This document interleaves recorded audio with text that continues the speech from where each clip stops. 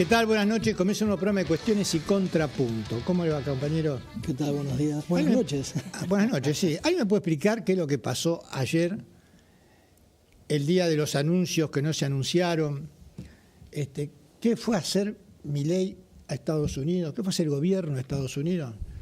¿Qué fue a hacer Caputo, que hace 10 días que está ahí con toda la plana del Ministerio de Economía? Y termina diciendo que va a haber novedades y que las va a decir nuestro nuevo ministro de Economía, ¿no? Scott Bennett se llama. Es terrible. Es terrible, es increíble. Y encima es la Armada Brancaleone. Son brutos, ignorantes, no profesionales. La verdad, yo entiendo que en el 23 había un gobierno fracasado, Alberto Fernández. Ahora, votar a esto es lo que nos lleva a votar este loco. Votar un loco, votar una manga de loco. Que después terminan siendo... aquellos que, y está bien, ¿no? Que te dicen, no, yo al peronismo no lo voto porque sí, hacen cosas, pero no, yo no puedo votar a gente que roba, ¿no? Y se pone una estatura moral para decir por qué no votan al peronismo, ¿no? Porque yo soy de la gente buena, ¿no? De la buena gente. Bueno, si vas a votar al gobierno, estás votando. En principio, a un estafador, a un coimero, a narcotraficante. Y hay varios que están hasta las manos con el tema del narcotráfico, ¿no? No solo el pelado, como dicen, Esper, ¿no? Aquel que prometía cárcel y bala, aquel que venía el paladín de la justicia. No solo él. No solo él. El tema de Machado derrama en muchos sectores de este gobierno. Y en otros también, También, El gobernador de Río Negro, también va a tener que dar explicaciones, me parece a mí. La candidata de Milei, de la Libertad Avanza en Río Negro, Sandra Villaverde, Lorena Villaverde. Lorena Villaverde va a tener que también dar explicaciones.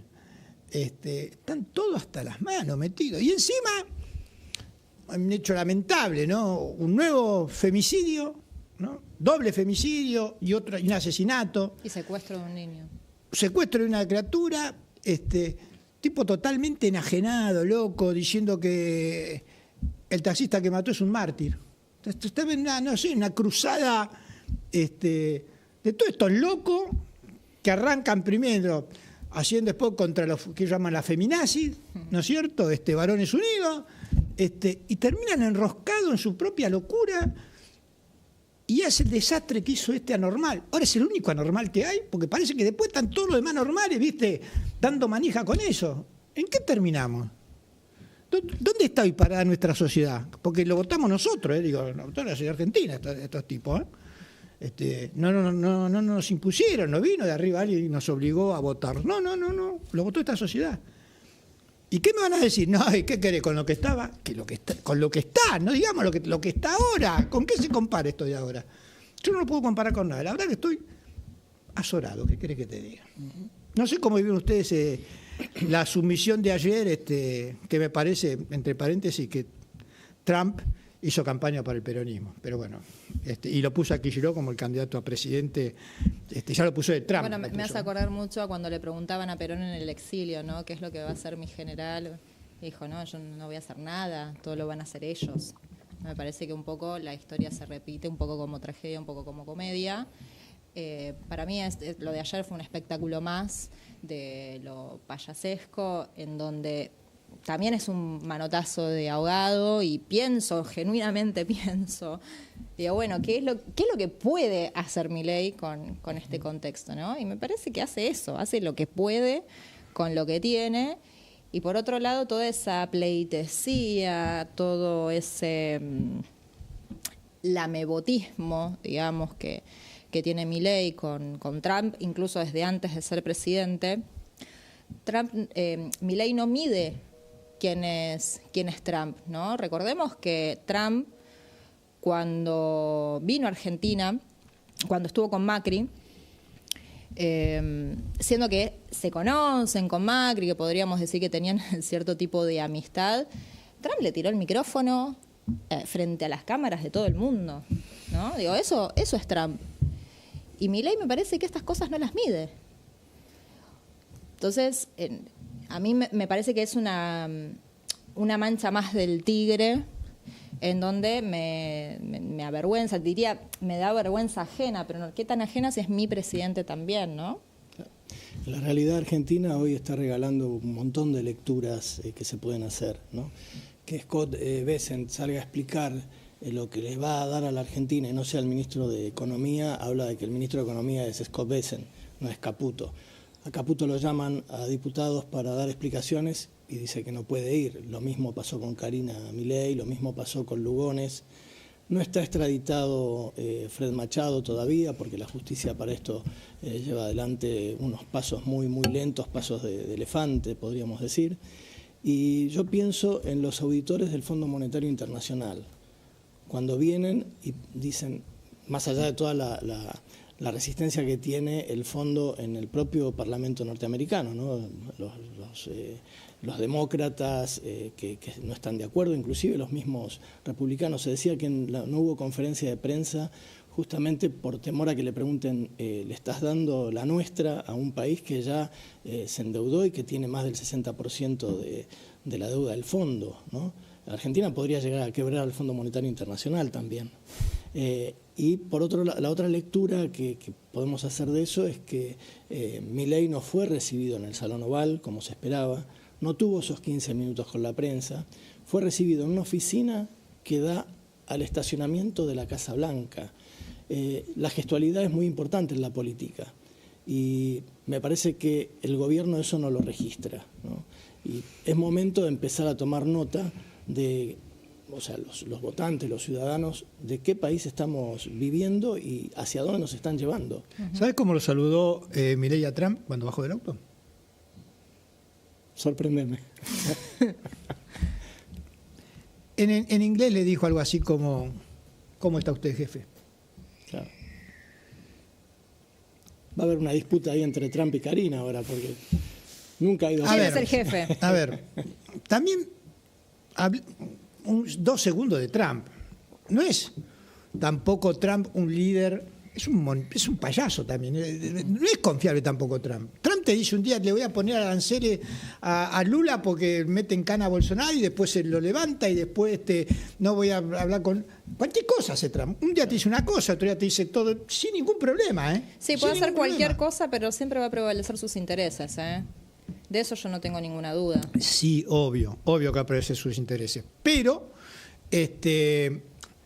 lo que pasa es que el otro día me decían, bueno, antes dependíamos de los chinos, dependemos de los americanos. No, para. No hay que depender de nadie. Pero una cosa es arreglar con economías que pueden ser complementarias, porque nosotros le vendemos cosas que los chinos compran. Y otra cosa es con economías que compiten entre sí. Andar al campo argentino a decirle, bueno, arreglemos con los Estados Unidos, ¿qué es lo que va a hacer Estados Unidos con el campo nuestro? Con los farmers. ¿Qué van a decir con la soja nuestra? Digo, esto es lo que hay que entender. Y la verdad que fue también, en cierta forma, se lo dijo bien, esto es hasta el 20, ganá, ¿eh? Si no ganás, no hay nada, tenés que ganar, ¿eh? Fue un condicionamiento muy fuerte, un apriete, no un condicionamiento. Se van a cumplir ganás, no hay plata. 80 años del 17 de octubre del 45. ¿No? En esa época vino embajador acá de Estados Unidos en Argentina, ¿qué le hizo la campaña Perón? ¿Cómo le hizo la campaña Perón-Braden? Juntando a todo lo que eran los partidos tradicionales de la época en contra del emergente que era Perón. Perón se tuvo con un partido chiquito, que era el Partido Laborista, ¿no es cierto? Y fue Perón contra todo. Y Sproul y Braden los reunió, fue en manifestaciones con ellos, Unión Democrática se llamó, ¿no es cierto? Unión Democrática porque Estados Unidos venía de ser uno de los ganadores de la Segunda Guerra Mundial. O sea, estamos hablando del embajador de los Estados Unidos, pero un Estados Unidos que pasaba a ser la potencia no hegemónica, porque se disputaba también la Unión Soviética, pero se habían repartido el mundo en Yalta, con Inglaterra como la gran perdedora. 10 años antes, nosotros habíamos hecho en lo que pasó a la historia como la década trágica, la década infame, digo, este famoso pacto Roca-Russellman con Inglaterra. O sea, habíamos hecho un pacto con la potencia perdedora. Ahora, 80 años después, repetimos lo mismo. Hoy no es la potencia ganadora Estados Unidos. Hoy vuelve a inmiscuirse en una elección, no para presidente, una elección de medio término. El propio presidente de los Estados Unidos. Sí. Y la embajada americana, llamando la semana pasada a una reunión donde estaba Pichetto, tratadores de voluntad. ¿Viste? Norteamericana. Norteamericana. Sí, norteamericana, embajada americana por Norteamérica, ¿no es cierto? Pero digo, donde estaba Pichetto, donde estaba De Loredo, donde está todos estos muchachos de Provincias Unidas, más algunos más, que se hacen los opositores ahora en las elecciones, pero se matan por darle gobernabilidad a Milei. Y lo reunió este buen lobista estadounidense, a pedido de Santiago Caputo. Pichetto dice que fue a la reunión y no sabía que había otras personas. Por lo menos fue sincero, yo pensé que era una reunión. Sí, yo le creo, Y me encontré, sí, yo le creo, porque Pichetto, él trabaja, digamos, siempre para el oficialismo. Él es un republicano. Es un profesional del oficialismo. Y es que en un punto también, ¿no? Uno dice, bueno, somos un país gobierne con gobierno. Me parece que esta es la idea que también todos los políticos tendrían que tener en la cabeza. Bueno, pero ¿qué quiero decir con esto? ¿Qué quiero decir con esto? Que lo que están viendo es, bueno, ¿y cómo hacemos? Porque el 26 lo ven perdido. Lo ven perdido. ¿Cómo va a vender el gobierno? No, que en realidad tenemos más diputados que lo que teníamos. Y sí, en el 2021 no llevaste a nadie, digamos, de diputado. Obvio que vas a tener más diputados. Pero también van a querer vender como que parte del gobierno son estos dadores de voluntad. Los Puyaro, los Torres. Sí, pero ya lo hicieron con el PRO y no les está tampoco resultando. Sí, con eso. Bastante, ¿no? El intendente de 3 de febrero, Diego Valenzuela, sacó afiche nuevo con Milei, pero con el PRO también, poniendo el sello del PRO. No saben cómo de dónde rascar la. Empieza a despegar. No sabe. Santilli, el spot ese de Santilli, yo pensé que era una fake news. Te quiero, la verdad, cuando lo vi, digo, no puede ser que hagan esto. ¿No? Santilli diciendo, si querés votar al Colo, poné la cruz donde está el pelado. Sí. Una cosa de loco. No, el fondo de la olla lo perforaron. O sea, ya ni fondo le dejaron a la olla con ese spot de campaña. Por eso, hay elecciones, el 26 de elecciones, el voto de cada uno de nosotros vale lo mismo. El voto suyo vale lo mismo que el voto de Paulo Roca. Trump no vota. Y cuando Estados Unidos se inmiscuyó muy fuerte en la política argentina y desbosadamente, en líneas generales el pueblo argentino no es muy pro-norteamericano o estadounidense que digamos, en líneas generales. No, le gustan irse a Miami, comprar algunas pilchas. Sí, y por ahí hasta parte de la tiringuería que todavía por ahí se queja de que le hayamos tirado con agua hirviendo a los ingleses. Si esto hubiese sido una colonia inglesa, seríamos Australia, esas boludeces que uno escucha de toda la vida. Pero digo, más allá de esa tiringuería, el pueblo argentino, no, el sueño americano no llama atención. Por ahí culturalmente más Europa. Pero hay un avance igual, las maniobras conjuntas con el ejército argentino y el norteamericano, las bases navales de Mar del Plata, Bahía Blanca, Ushuaia.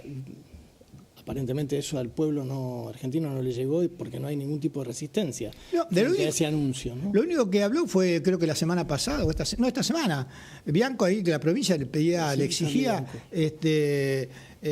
porque 2 de las bases están en la provincia de Buenos Aires. Claro, ¿no? Y debe pasar por el Congreso Nacional. Claro, ¿qué vienen a hacer? Díganos qué vienen a hacer, que tropas extranjeras en nuestra provincia.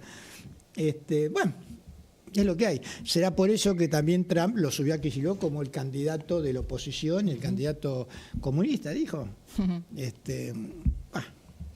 muchachos, si Kicillof es comunista o marxista, si el peronismo es la extrema izquierda, la verdad que no entienden nada de nada, o no sé. O les conviene no entender. O les conviene entender, pero así tampoco van a sacar votos, ¿eh? Para mí ya el partido lo tienen perdido y están viendo qué es lo que se puede hacer. Hoy tenemos dos invitados, uno en piso presencialmente y otro vía Zoom, ¿no es cierto? Sí. Con Alicia Castro, para hablar también de política internacional, porque siempre decimos que la verdad política es la política internacional. Uh-huh. Aunque lo que vimos fue una fantochada el día de ayer, la verdad política es la política internacional, ¿no? En parte lo entiendo también a Trump, venía de su logro más importante, que era lograr la paz en Medio Oriente, ¿no es cierto? Bueno. Su logro más importante. Hay que ver cómo evoluciona eso. No, bueno, es otra cosa. Desde el año 91, desde el Acuerdo de Madrid, se viene realizando una serie de movidas. Hasta inclusive en el 2000 participaron cuatro representantes, una Unión Europea, de Estados Unidos, de Rusia, y sin embargo no explotó la segunda intifada. ¿Y por qué es muy difícil que haya paz donde hay injusticia? Es muy difícil, muy difícil. Obviamente. Pero bueno, más allá de esto, que es cierto, bueno, el tipo venía de un logro, para él, un logro espectacular. Aunque sea una fachada es... Sí. Y viajó 17 horas para... La verdad que también... Sí. Ayer con este que total lo tengo por 2 centavos, por 2 guitas, lo compro por 2 guitas. Israel ayer violó otra vez el alto el fuego, mató 9 civiles, o sea... No hay mucha esperanza en este y bueno, acuerdo. Vamos a ver cómo evoluciona esto. Bueno, decía, teníamos a Alicia Castro y también tenemos al subsecretario provincial de Modernización de la provincia de Buenos Aires, Braulio Silva Echeverri, también para hablar de política, ¿no es cierto?, tanto a nivel local como internacional. Nos vamos a un corte y ya regresamos con más cuestiones y contrapuntos.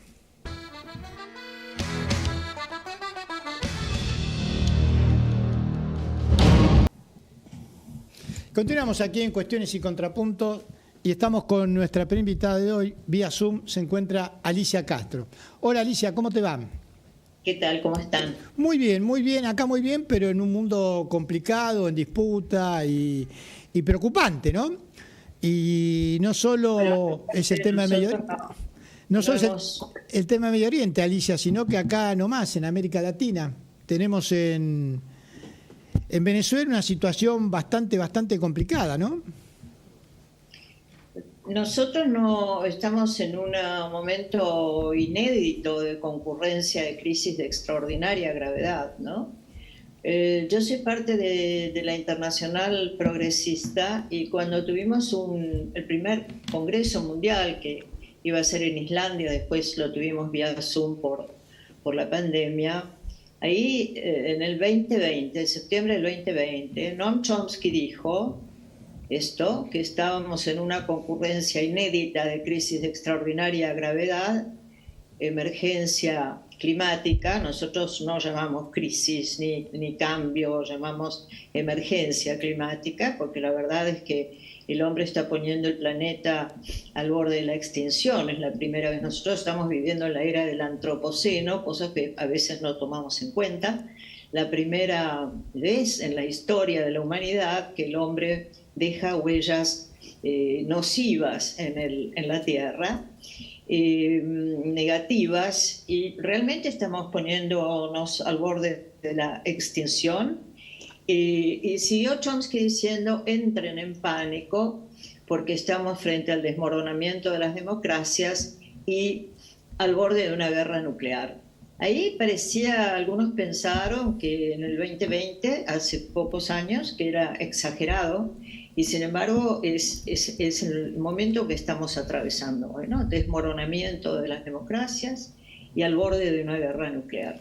Veníamos ya, como decía el Papa Francisco muy acertadamente, veníamos en una tercera guerra mundial fragmentada, ¿no? Veíamos, como mencionaste recién, en Oriente Medio y bueno, lo que fue la intromisión de los Estados Unidos en los países de Medio Oriente, la devastación de Afganistán, de Libia, de Siria luego, la amenaza siempre contra Irán y el gobierno de Trump ha decidido volver la vista sobre lo que creen que es su patio trasero, sobre América Latina, y efectivamente, en el momento que hay un nuevo ordenamiento mundial, un reordenamiento,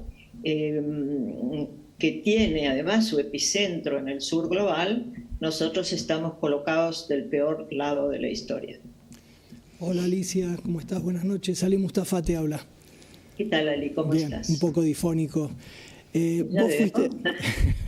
Vos fuiste embajadora en Venezuela y en Inglaterra y conocés muy bien la realidad de los dos países y conocés sobre todo más la de Venezuela porque te ha vinculado a Latinoamérica muchísimo y fue tu primera gestión fuera del país. ¿Cómo evalúas el Premio Nobel de la Paz a Corina Machado en este contexto? Bueno, ¿no?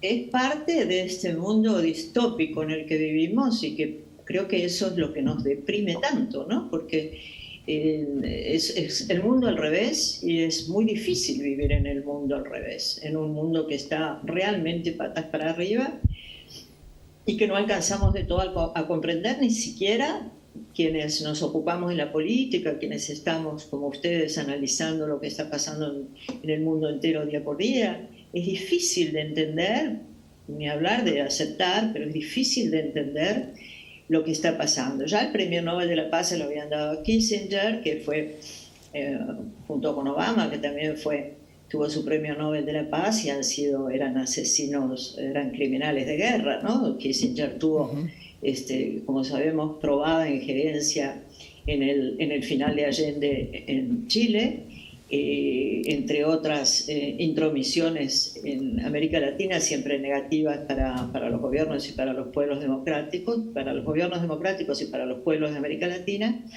Y Obama fue un presidente que inició una cantidad de bombardeos, por ejemplo, Libia, ¿no? Libia, bajo consejo de Hillary Clinton. Libia era el país más rico, más próspero del África, y decidieron destruirlo con mentiras para quedarse con el petróleo.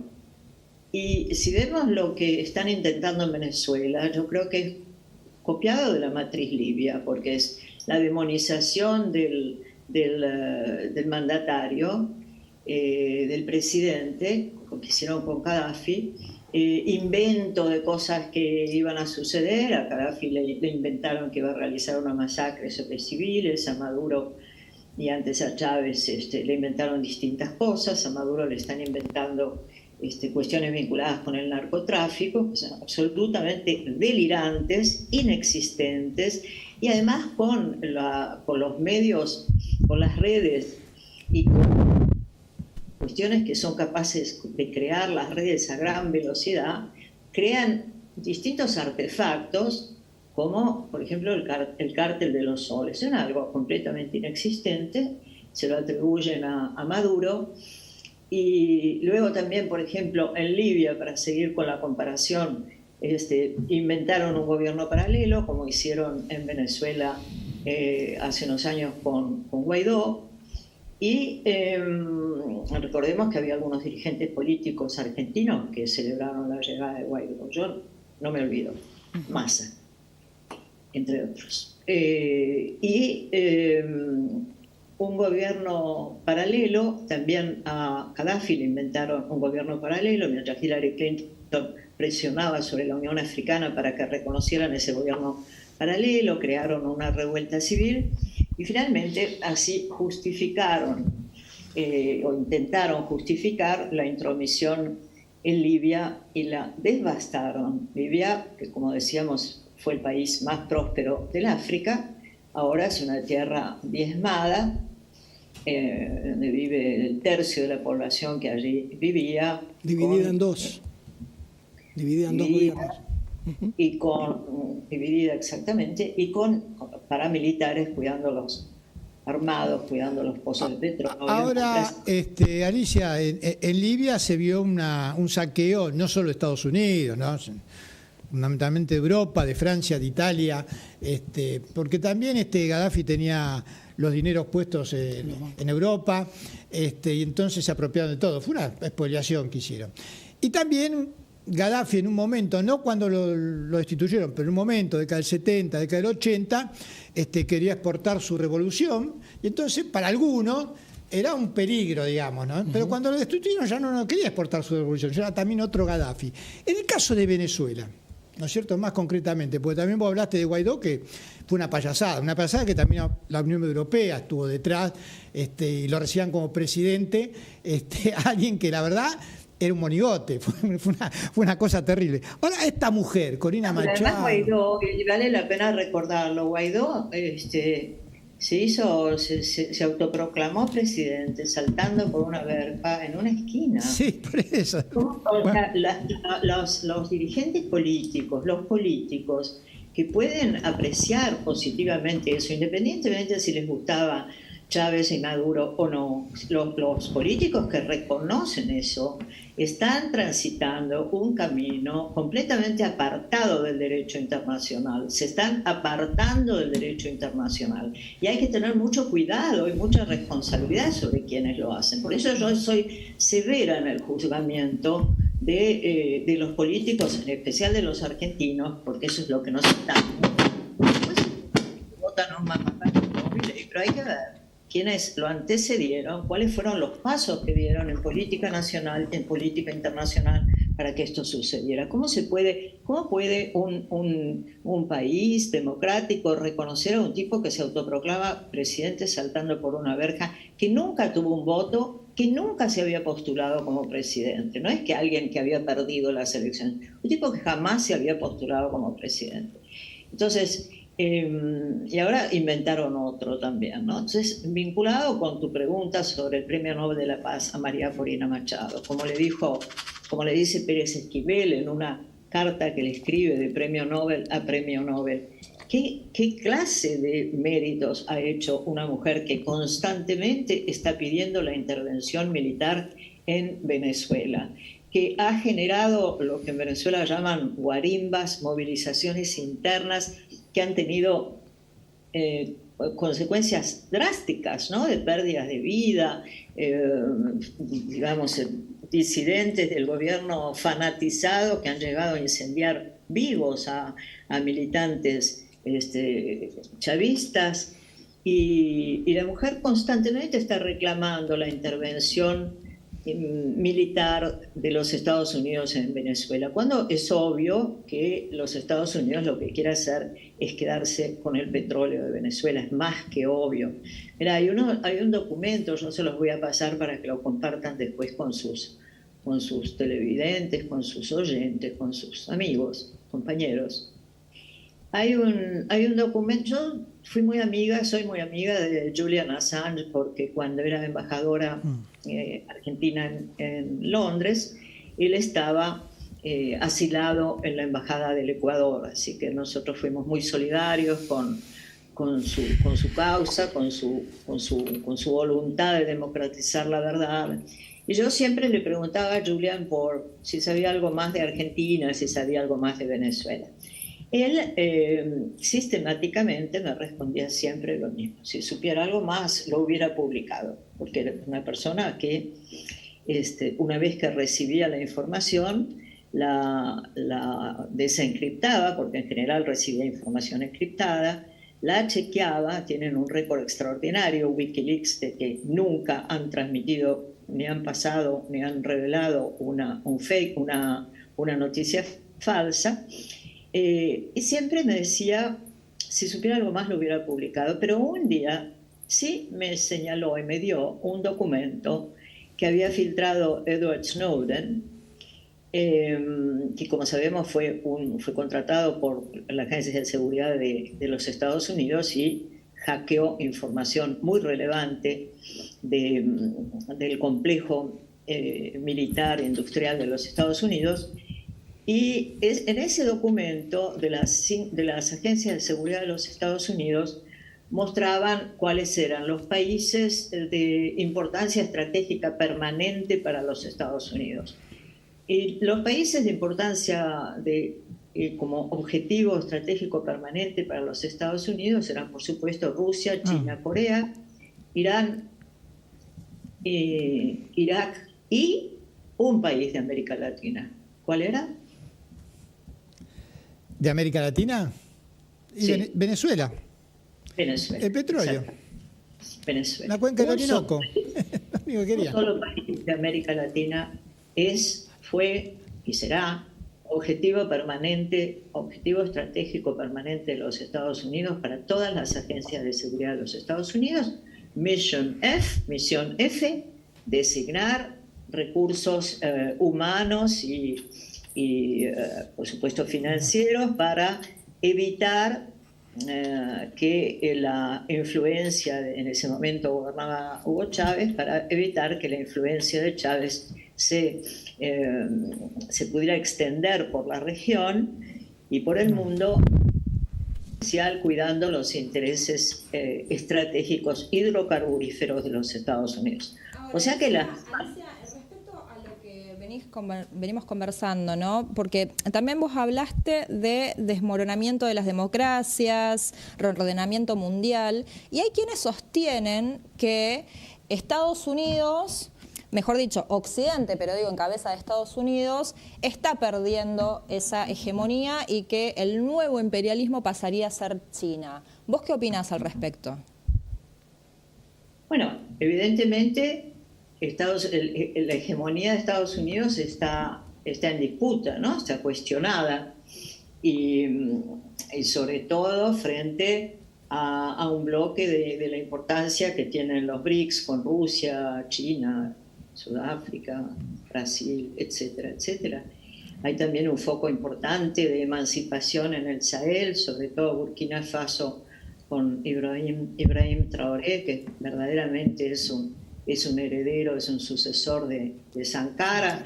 Hay un movimiento de un nuevo, permitiría alentar, creer que hay un nuevo ordenamiento mundial que va a propiciar un orden multipolar de naciones iguales y soberanas y de personas también iguales, libres y todas y cada uno con derecho a la felicidad. En eso soñamos, con eso soñamos, para eso trabajamos y vivimos, pero eso se sostiene para América Latina si América Latina está dentro de un bloque, como nosotros pudimos tener en la década pasada, un bloque que existió gracias a la confluencia extraordinaria de líderes de izquierda y progresistas como Fidel Castro, Hugo Chávez, los dos gobiernos Kirchner, Lula, Mujica, Correa, Evo, etc. Eso sucedió muy rápidamente, en solo 10 años, en nuestra región, con la incorporación de Venezuela y de Bolivia al Mercosur, luego la UNASUR. No nos olvidemos que la UNASUR tuvo una institucionalidad supranacional muy vigorosa, muy robusta. Fuimos capaces de evitar con UNASUR 2 golpes, ¿se acuerdan ustedes? Sí. Alicia, gracias por tu participación. También es cierto lo que vos decís de esos grandes líderes, pero también recuerdo que otros países que tenían otros presidentes también se terminaron acoplando. Recuerdo que en Mar del Plata, por ejemplo, fue vital el tema del presidente chileno, que no podemos decir que era de los que encabezaba la cuestión, pero cuando se acopló él, digamos, se le dijo no al ALCA. Y fue una cosa, digamos, de estrategia política muy interesante, porque esa reunión de Mar del Plata, hasta el día del último día, es más, terminó la reunión y no estaba el documento hecho, de tanto que habían sido la disputa, ¿no es cierto?, ahí. Y Lagos jugó un papel preponderante, sin ser ni Kirchner, ni Lula, ni Chávez, que fueron los que, digamos, motorizaron ese no al ALCA en el 2004. Gracias por tu presencia, Alicia, y te vamos a volver a convocar, porque la verdad que, como decía Perón, la verdadera política es la política internacional, ¿no es cierto? Sí, para terminar quiero decir que lo que nosotros tenemos que medir, que sopesar, que difundir, es que los problemas de Venezuela, las amenazas que están haciendo más que nunca los Estados Unidos, basado en lo que decíamos recién, en prácticamente la inexistencia del derecho internacional, que se vulnera hasta llegar al genocidio. Ahora, la verdad es que hoy estoy muy triste, como debemos de estar todos, supongo, porque vemos que pese al alto el fuego, Israel sigue matando palestinos, ¿no? Sigue bombardeando, sigue matando, sigue incendiando, sigue vulnerándonos. La verdad es que, como dice Francesca Albanese, que tuve el gusto de escucharla en en Sicilia estamos viviendo en el apocalipsis. En este contexto de inexistencia del derecho internacional, Trump inventa este artefacto del cártel de los soles, lo pone en cabeza de Maduro y pretende invadir Venezuela con la excusa del narcotráfico y basándose en un engendro que inventó los Estados Unidos que pretende incluir en el derecho internacional, que es lo que llaman el derecho a proteger. El derecho a proteger sería que cualquier Estado, pero en suma se lo arroga solo los Estados Unidos, puede intervenir en otro cuando tiene que proteger los derechos humanos de otro país, ¿no? Y lo que nosotros tenemos que comprender, y lo que creo que cada actor político, cada mediador político en la República Argentina tiene que concientizar y concientizarse de que cualquier cosa que le sucediera a Venezuela, si hubiera una intervención de los Estados Unidos en Venezuela, sería trágico y sería de una importancia relevante en todos los aspectos para toda la región y también para la República Argentina. Coincidimos, Alicia. Gracias por este momento. Gracias a ustedes. Bueno, y pasó por las cámaras, ¿no? Sí. La verdad que tenía tantas cosas para decir. Llevó más tiempo de lo pensado. Vamos a hacer un programa con ella sola. Creo que hay que hacer un programa con ella sola porque hay muchas cosas para hablar de política internacional, ¿no? Sí, nos vamos a un corte y ya continuamos con más Cuestiones y Contrapunto.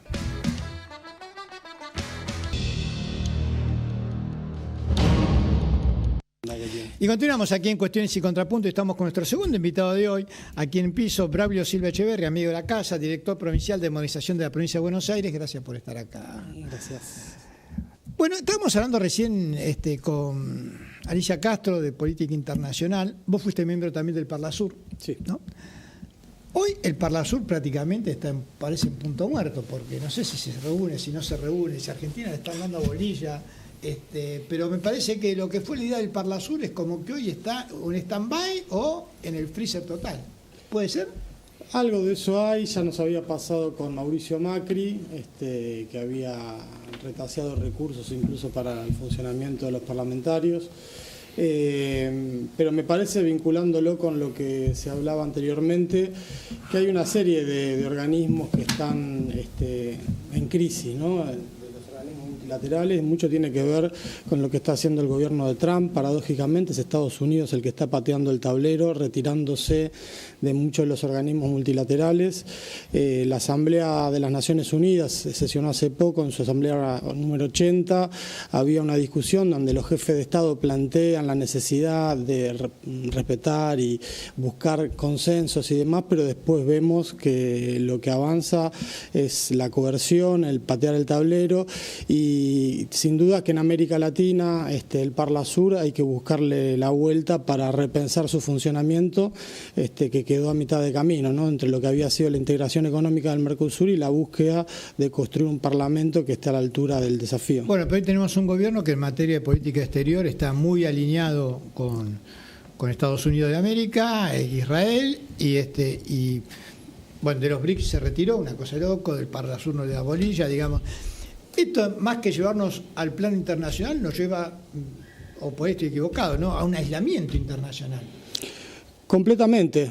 Y además, creo también que hay que preguntarse qué está pasando en Estados Unidos, porque hoy Estados Unidos está en un shutdown, está en lo que se dice un cierre del gobierno federal, están cerrando programas, están habiendo despidos, están movilizando a la Guardia Nacional, a los estados en los cuales hay gobernadores contrarios a Trump, y como vos decías hace un tiempo, hace un ratito, ¿no?, Estados Unidos es una potencia en declive. Vos hacías un paralelismo con el Bradeno Perón y el Estados Unidos de ese momento, y hoy paradójicamente ese Trump que aparece fuerte o vigoroso en la gestualidad, pareciera que tiene pies de barro en relación a lo que está pasando en la crisis de los propios Estados Unidos, y que muchas de estas señales buscan tratar de resolver los problemas internos. Es así que incluso el anuncio del swap de 20.000 millones, que no nos falta la letra chica, hay que ver las condicionalidades, pero es un tema de política nacional en el propio Estados Unidos, porque lo que se preguntan los demócratas, por ejemplo, es cómo es es, hay 20.000 millones de dólares para un candidato extravagante como es Javier Milei, pero nosotros no tenemos presupuesto. Volviendo al Parlasur, vos hablabas de una reformulación del bloque Parlasur. Quería saber qué resoluciones, si tienes resoluciones vinculantes, y a partir de ahí, ¿qué experiencia recoges vos para tu actual cargo como director provincial de modernización?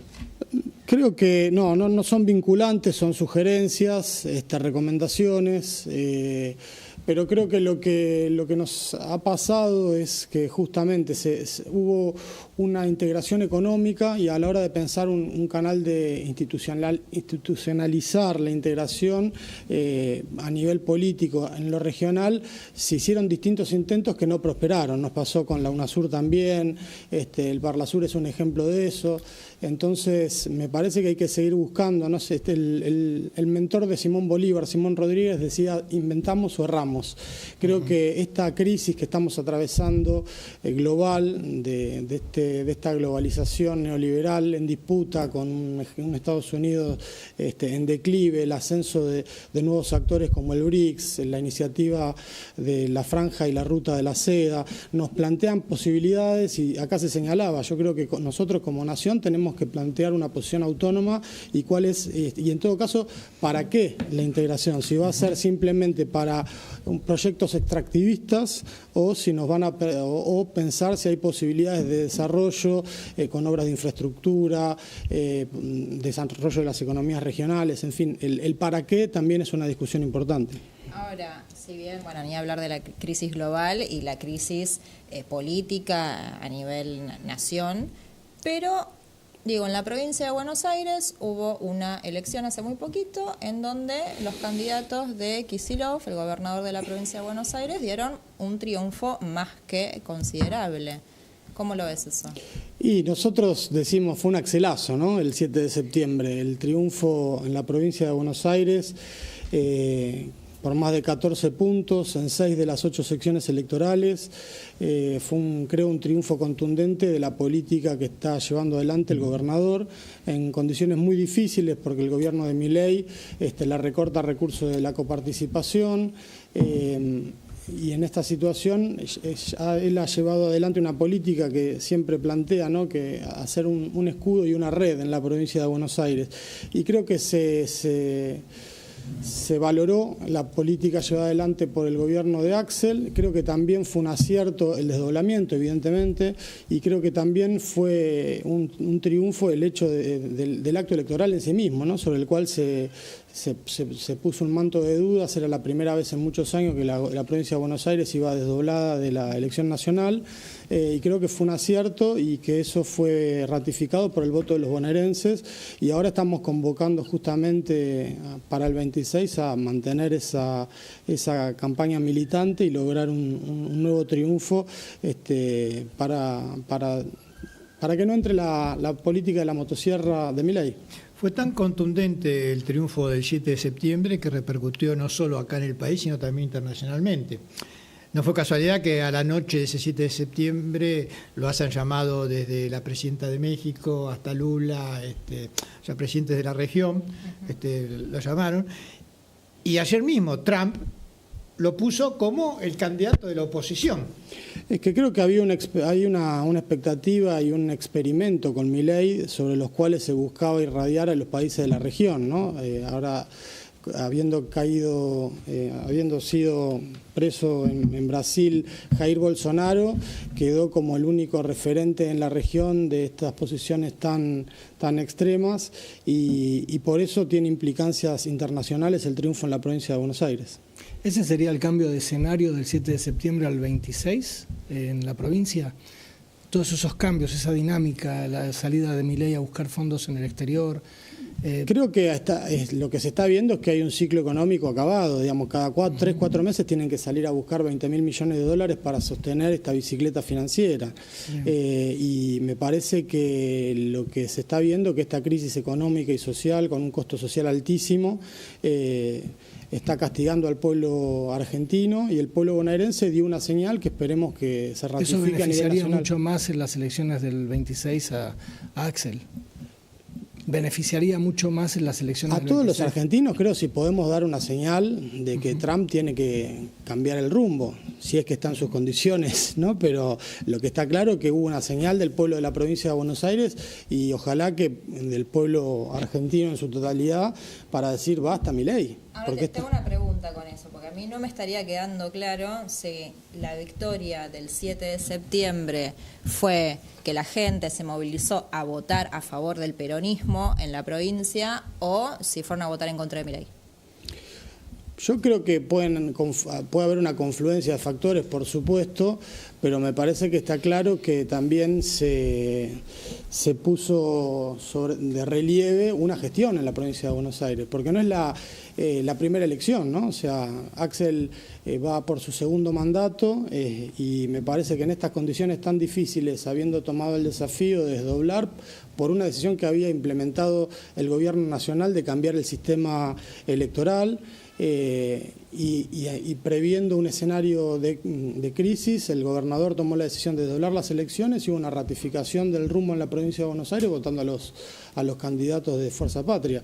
Y creo que fue claro también la señal del gobernador que en un cierre de listas difícil, como sabemos que lo fue, yo estuve en este programa días antes del cierre de listas, estábamos charlando qué nombres iban a ser finalmente los que encabezaran. El gobernador puso a su vicegobernador a encabezar la tercera sección electoral y a un ministro como Gabriel Catopois a encabezar la primera. Me parece que está claro que el gobernador fue un factor fundamental en el triunfo del 7 de septiembre.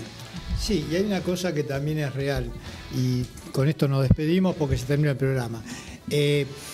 Basta ver que dos gestiones, Kicillof sale a la calle y la gente le pide selfie, Milei sale a la calle y lo putean, digamos. Esto es clarito, más allá de la política, más allá de la ideología, más allá de todo, y marca, digamos, cuando un gobernante, sus gobernados, están de acuerdo con él y cuando otro gobernante hace también las ganan o las pierden los oficialismos. Exactamente. Braulio, gracias por haber venido. Muchas gracias a ustedes. Y también a ustedes por habernos permitido entrar en sus hogares. No más una próxima, miércoles, 21 horas, para más cuestiones y contrapuntos. Han sido ustedes muy, pero muy amables.